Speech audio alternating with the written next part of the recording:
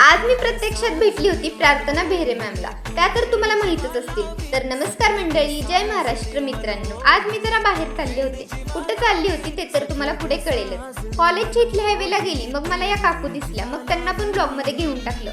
PMT मध्ये बसल्यावर मला खूपच जास्त बोर होत होतं. आणि ते बोलतात ना, अभ्यास करणारे कुठेही करतात, तसं माझं रील्सच्या बाबतीत आहे. रील्स बनवणारे कुठेही बनवतात. मग मी पीएमटीतच 2-3 रील्स पण बनवल्या. क्या करे अब आदत से मजबूर हूँ.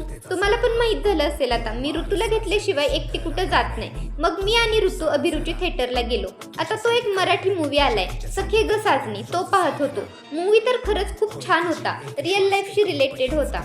आपलं आयुष्य आपण कसं जगलं पाहिजे हे त्या मूवीमधून चांगलं समजतं. कारण आपण लोकांचा विचार करून स्वतःचं आयुष्य जगायला कॉम्प्रोमाइज करतो की लोक आपल्याला काय बोलतील. आता बोलणाऱ्यांची तोंड तर काय आपण बंद नाही करू शकत. सो त्यांना इग्नोर करायचं आणि आपलं आयुष्य आपल्या मनाने जगायचं, हे त्या मूवीमधून चांगलं समजतं. अरे मी इथं सगळंच तुम्हाला सांगितलं, तर तुम्ही तिथे जाऊन काय बघणार.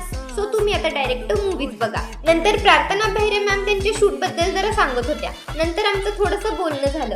त्या तशा दिसायला स्वीट आहेत ना, तशा बोलायला पण खरंच खूप स्वीट आहेत. त्यांना भेटून खूपच छान वाटलं. मूवी झाला की तिथेच माझे फ्रेंड पण भेटले. मग तिथेच जरा फोटो वगैरे काढले. नंतर तिथून बाहेर गेल्यावर मला वाटलं नव्हतं की मला अचानक असं काही होईल. ते आपण नेक्स्ट पार्ट मध्ये कंटिन्यू करूयात. आता फॉलो करून घ्या. Bye bye. राधे राधे.